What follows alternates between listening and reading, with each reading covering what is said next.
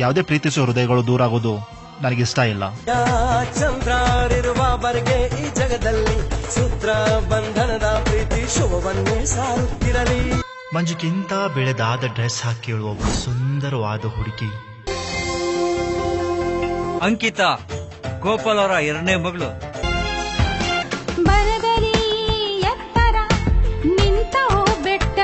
ಅವಳು ಸಿಕ್ಕಾಪಟ್ಟೆ ಡೇಂಜರು, ತುಂಬಾ ಸ್ಟ್ರಿಕ್ಟ್ ಬೇರೆ. ನಾನೇ ಕ್ಲೋಸ್ ಫ್ರೆಂಡು, ನನ್ನನ್ನೇ ಸರಿಯಾಗಿ ಟ್ರೀಟ್ ಮಾಡಲ್ಲ. ಇದು ಹನಿ ಕೇಕ್ ಅಲ್ವಾ? ಅದೇ ಬೆಟ್ಟದ ಬಾಬಾ.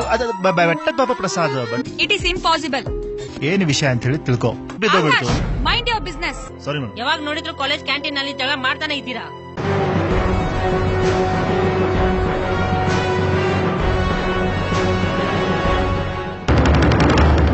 ಐ ಥಿಂಕ್ ಡೋನಪೋಲ ಲೈಫ್ ಹಾಗೂ ಪವಿತ್ರ ಲೈಫ್ ಸೇಮ್ ಇದೆ ಅಲ್ವಾ?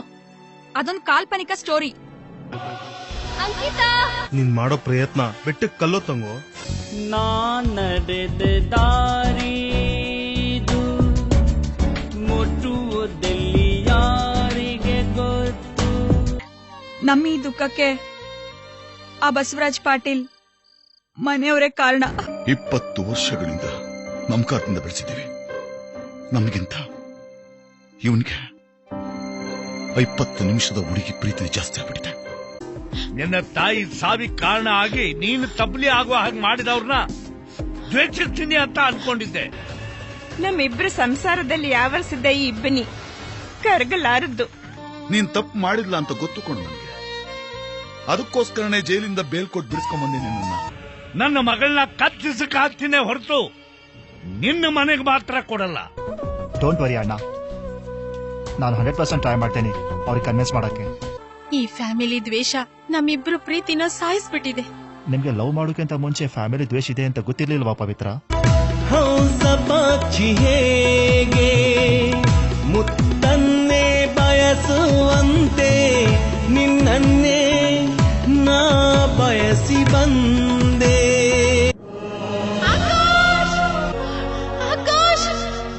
ಏನೋ ಪ್ರಕಾಶ, ಎಲ್ಲ ನಗ್ನಗ್ತಾ ತಿಂತ ಇದ್ರೆ ನಿನಗೇನಾಯ್ತು? ಸಿಂಗಾರ ಸೀಮೆಯ ಒಡತಿ ನೀನಾಗಿ ಮನಸ್ಸು ಆವರಿಸಿದೆ.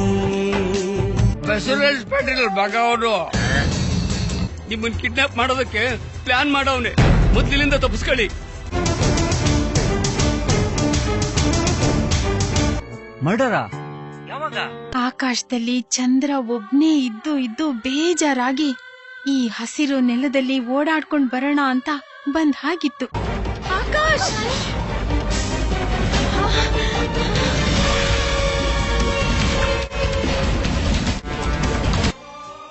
ಯಾವುದೇ ಪ್ರೀತಿಸುವ ಹೃದಯಗಳು ದೂರ ಆಗೋದು ನನಗಿಷ್ಟ ಇಲ್ಲ.